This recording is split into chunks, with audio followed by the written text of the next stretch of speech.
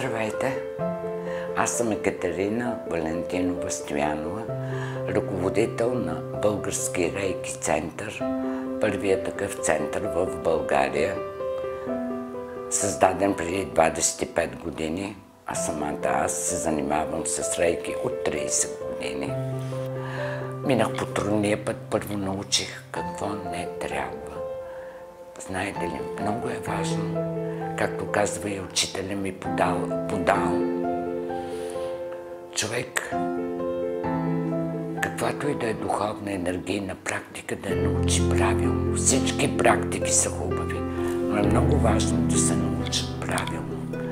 По-добре е човек нищо да не учи, отколкото да научи нещо неправилно. Много трудно се отстраняват последици. Аз не по моя вина, но минах точно по този път.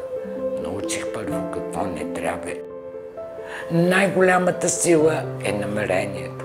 И колкото по-силно и чисто е намерението, толкова и резултатите са по-добри.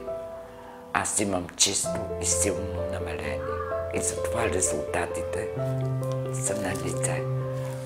Благодаря. Благодаря.